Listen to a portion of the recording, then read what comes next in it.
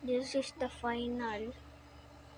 Sabi ko sa inyo, pupunta kami ng Baguio ng February, hindi, April guys, kasi April 10 kasi, so i-quit ko muna, maaga kami matutulog para for 8:30 kami.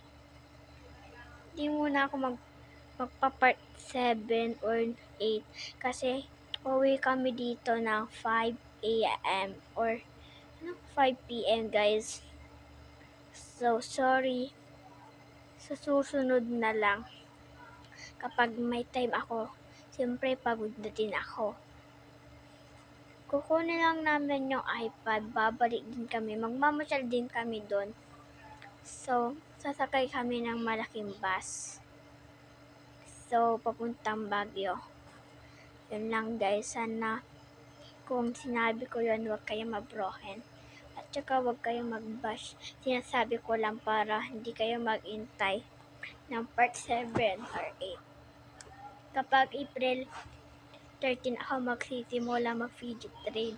Kasi siyempre magpapahinga pa ako. Sige, bye-bye na. Namimiss ko kayo guys. Mag-ingat kayo palagi ha. Wag puro kalokohan. Okay? Bye-bye.